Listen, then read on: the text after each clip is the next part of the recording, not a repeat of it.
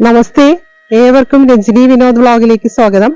ഇന്ന് നമ്മുടെ ക്ഷേത്ര സഞ്ചാരം തൃശൂർ ജില്ലയിൽ സ്ഥിതി ചെയ്യുന്ന അതിപുരാതനമായ ഒരു ശിവക്ഷേത്രത്തിന്റെ മുമ്പിലാണ് എത്തിച്ചേർന്നിരിക്കുന്നത്. കൈനൂർ ശ്രീ ശിവക്ഷേത്രം.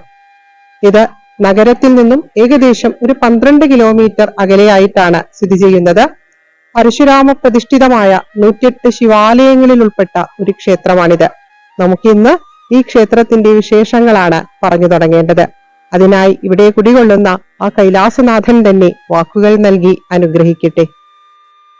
തൃശൂർ ജില്ലയിൽ പുത്തൂർ ഗ്രാമപഞ്ചായത്തിൽ കൈനൂർ എന്ന ദേശത്ത് കൈനൂർ ശിവക്ഷേത്രം സ്ഥിതി ചെയ്യുന്നു. കരുവന്നൂർ പുഴയുടെ കൈവഴിയായ മണലിപ്പുഴയുടെ തീരത്ത് നിലകൊള്ളുന്ന കൈനൂർ എന്ന പ്രകൃതി സുന്ദരമായ ഗ്രാമത്തിൻ്റെ ഏകദേശം മധ്യഭാഗത്താണ് ക്ഷേത്രമുള്ളത്. പടിഞ്ഞാറ്റ് ദർശനമായി സ്ഥിതി ചെയ്യുന്ന ഈ ശിവക്ഷേത്രം പരശുരാമ പ്രതിഷ്ഠിതമായ 108 ശിവാലയങ്ങളെ വർണ്ണിക്കുന്ന ശിവാലയ സ്തോത്രത്തിൽ 22ാമത് പരാമർശിക്കപ്പെടുന്ന ഒരു ക്ഷേത്രമാണ്. ക്ഷേത്രത്തിന് മുമ്പിലായി വലിയ ഒരു ആൽവൃക്ഷമുണ്ട്. പ്രഥമ കാഴ്ചയിൽ ക്ഷേത്ര നിർമ്മിതി അതീവ പൗരാണികമാണ് എന്ന് പറയുവാനാവില്ല. എന്നാൽ വൃത്തിയായി സംരക്ഷിക്കപ്പെട്ടിരിക്കുന്നു എന്നത് സത്യമാണ്. ക്ഷേത്രത്തിലേക്ക് പ്രവേശിച്ചു കഴിഞ്ഞാൽ വലിയ നടപ്പുരയും ദീപസ്തംഭവും സാമാന്യം വലിയ ബലിക്കല്ലും സ്വാഗതമരുളുന്നു. കൊടിമരമില്ലാത്തതിനാൽ ഉത്സവ സമയത്ത് പുറത്താണ് കൊടി നാട്ടുന്നത്. ചുറ്റമ്പലത്തിന് നല്ല വിസ്തീർണമുണ്ട്. ചെറിയ വാതിൽ മാടത്തിലൂടെ നാലമ്പലത്തിനകത്തേക്ക് പ്രവേശിക്കാവുന്നതാണ്. 4 തൂണുകളോടുകൂടിയ നമസ്കാര മണ്ഡപം സാമാന്യം വിശാലമാണ്. നമസ്കാര മണ്ഡപത്തിൽ ചെറിയ നന്ദികേശ്വര വിഗ്രഹമുണ്ട്. ഒരു തൂണിൽ പരശുരാമ സങ്കല്പം എന്ന് എഴുതി വെച്ചിട്ടുമുണ്ട്. 2 നില ചതുര ശ്രീകോവിൽ നൂതന നിർമ്മിതിയാണ്. എന്നാൽ ഇടനാഴിയോടുകൂടിയ ഗർഭഗൃഹം അതീവ പുരാതനമാണ്. പീഠത്തിൽ നിന്നും ഏകദേശം 3 അടിയോളം ഉയരമുള്ള ദിവ്യമായ ശിവലിംഗത്തിൽ കൈലാസനാഥൻ കൈനൂരപ്പനായി അഥവാ കൈനൂർ തേവരായി പരിശോഭിക്കുന്നു. ശാന്തഭാവത്തിലാണ് ഭഗവാൻ ഇവിടെ കുടികൊള്ളുന്നത് എന്ന് ഇവിടുന്ന് പറഞ്ഞു കേട്ടു. പാർവതീദേവിക്ക് പ്രതിഷ്ഠ ഇല്ലെങ്കിലും ഭഗവാന്റെ ശ്രീകോവിലിൻ്റെ പിറകിൽ ദേവിയുടെ സങ്കല്പം അറിയിച്ചുകൊണ്ട് വിളക്ക് കത്തുന്നുണ്ട്. കൈനൂരപ്പൻ്റെ ഇടത്തുവശത്ത് ചെറിയ ശ്രീകോവിലിൽ ശിവപാർവതി പുത്രനായ വിഘ്നേശ്വരനായ ഗണപതി ഭഗവാൻ പടിഞ്ഞാറ്റ് ദർശനമായി കുടികൊള്ളുന്നുണ്ട്. ശിവശ്രീകോവിലിൻ്റെ പിറകിൽ വലിയമ്പലത്തിൻ്റെ ഒരു തൂണിൽ കാടാമ്പുഴ ഭഗവതിയുടെ ചിത്രം വെച്ച് വിളക്ക് തെളിയിച്ചു വെച്ചിട്ടുണ്ട്. നാലമ്പലത്തിനു പുറത്ത് ഭദ്രകാളി ദേവി സ്വതന്ത്ര ശ്രീകോവിലിൽ കിഴക്ക് ദർശനമായി കുടികൊള്ളുന്നുണ്ട്. അടുത്തായി നാഗത്തറയിൽ സർപ്പദേവതമാർക്കും സ്ഥാനമുണ്ട്. ദേവപ്രശ്നഹിതമനുസരിച്ച് കുറച്ചു വർഷങ്ങൾക്ക് മുമ്പാണ് ഈ പ്രതിഷ്ഠകൾ ക്ഷേത്രമതിൽക്കകത്ത് വന്നു ചേർന്നത് എന്ന് പറഞ്ഞു കേട്ടു. ക്ഷേത്രത്തിൻ്റെ ഇടതുഭാഗത്ത് മതിൽക്ക് പുറത്തായി ചെറിയ ഒരു കുളമുണ്ട്. പണ്ട് അനവധി ഭൂമിയും സമ്പത്തും ഒക്കെ ഉണ്ടായിരുന്ന ഒരു ക്ഷേത്രമായിരുന്നു എത്രേ ഈ ശിവക്ഷേത്രം. ഊട്ടും മുറജപവും വാരസദ്യയും ഒക്കെ നടത്തിയിരുന്ന പ്രൗഢഗംഭീരമായൊരു പ്രതാപകാലം ഈ അതിപുരാതന ക്ഷേത്രത്തിനുണ്ടായിരുന്നു. ചേർപ്പ് കീരങ്ങാട് മനയായിരുന്നു ക്ഷേത്ര ഊരാളന്മാർ. പിന്നീട് ഭൂപരിഷ്കരണ നിയമം വന്നപ്പോൾ മന ക്ഷയിച്ചു.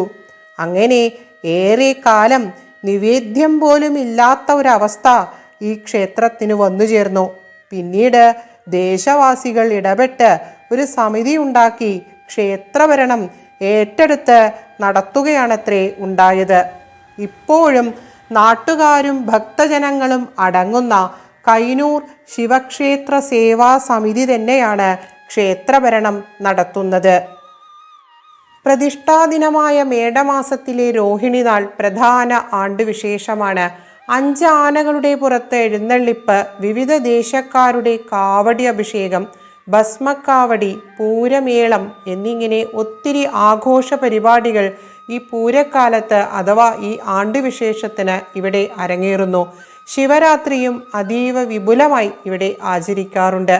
തൃപ്പുത്തരി, ഇല്ലന്നിറ, കർക്കടകത്തിലെ ആനയൂട്ട്, കന്നിമാസത്തിലെ സർപ്പബലി, വൃശ്ചികത്തിൽ ഭദ്രകാളി ദേവിക്ക് നടക്കുന്ന ഗുരുതി, ധനുമാസത്തിലെ തിരുവാതിര, നവരാത്രി എന്നിവ മറ്റ് ആണ്ടുവിശേഷങ്ങളാണ്. ധാര, വിളക്ക്, നെയ്വിളക്ക്, നെയ്പായസം, മൃത്യുഞ്ജയ ഹോമം, ശംഖാഭിഷേകം, അർച്ചനകൾ എന്നിങ്ങനെ വിശേഷാൽ ഒത്തിരി വഴിപാടുകൾ ഇവിടെയുണ്ട്. ഭഗവതിക്ക് നെയ്പായസം, മഞ്ഞൾപ്പൊടി, തട്ട് നിവേദ്യം, മുട്ടരക്കൽ, സർപ്പങ്ങൾക്ക് 100 പാലും എന്നീ വഴിപാടുകളും ഈ ക്ഷേത്രത്തിലുണ്ട്. ക്ഷേത്രത്തിൻ്റെ ഐതിഹ്യ കഥകളോ മറ്റ് ആധികാരിക വിവരങ്ങളോ ഒന്നും തന്നെ ഇപ്പോൾ ലഭ്യമല്ലാതായിരിക്കുന്നു. 108 ശിവാലയങ്ങളിൽ ഒന്നായ ഈ അതിപുരാതന ക്ഷേത്രം നമ്മൾ തീർച്ചയായും മനസ്സിലാക്കേണ്ട, വന്ന് കണ്ട് അനുഭവിക്കേണ്ട ഒരു പുണ്യ സങ്കേതം തന്നെയാണ്. ക്ഷേത്രത്തിനുണ്ടായിരുന്ന ഭൂമി സമ്പത്തൊക്കെ പലതും കാലത്തിൻ്റെ ഗതിയിൽ നഷ്ടമായി കഴിഞ്ഞിരിക്കുന്നു. ഇത്തരം ക്ഷേത്രങ്ങളൊക്കെ പഴയ പ്രതാപത്തിലേക്ക് തിരിച്ചു പോകുന്ന ആ നല്ല നാളെയെക്കുറിച്ച് ആലോചിച്ചും കൊണ്ടാണ് ഞങ്ങൾ തിരിച്ചു നടന്നത്. ക്ഷേത്രങ്ങൾ എപ്പോഴും നമ്മുടെ സംസ്കൃതിയുടെ നെടും തൂണുകളാണ്. അത് കാത്തു സംരക്ഷിക്കേണ്ടത് ഭാരതീയ സംസ്കാരത്തിൽ വിശ്വസിക്കുന്ന ഏതൊരു വ്യക്തിയുടെയും കടമ തന്നെയാണ്. അതിമനോഹരമായ ഒരു ദിവ്യാനുഭവം തന്നെയാണ് ഈ പുരാതന ക്ഷേത്രം പങ്കുവച്ചത്. ഈ കൊച്ചു ക്ഷേത്രത്തിൽ പരിശോഭിക്കുന്ന പ്രപഞ്ചപിതാവിൻ്റെ ഏറെ പ്രിയപ്പെട്ട ആ പൊന്നു തൃപ്പാദങ്ങൾക്ക് ഉച്ചരിച്ച ഓരോ അക്ഷരവും പുഷ്പങ്ങളായി ഭവിക്കട്ടെ. കൈനൂർ വാഴും ആ ജഗദീശ്വരൻ, ആ കൈലാസനാഥൻ നാം ഏവരെയും സംരക്ഷിക്കട്ടെ. ചേണാർന്ന പാദസരസീരുഹമാശ്രയിച്ചു വാണിടുമീ ഭുവനവാസി ജനത്തിനേറ്റം നീണാളതുല്യ ശുഭദായകനായി വിളങ്ങും കൈനൂരു വാഴും അഖിലേശ്വര കൈതൊഴുന്നീൻ. ഏവർക്കും സർവമംഗളങ്ങൾ ആശംസിക്കുന്നു. ഇനി ഏത് പുണ്യഭൂമിയിൽ വെച്ചാണ് നമ്മൾ കണ്ടുമുട്ടേണ്ടത് എന്ന് ഇവിടെ വാഴും ആ മഹാദേവൻ തന്നെ നിശ്ചയിക്കട്ടെ. തൽക്കാലത്തേക്ക് ഏവർക്കും വിട. നമഃ പാർവതീപതയേ. ഹരഹര മഹാദേവ. ഓം നമഃ ശിവായ.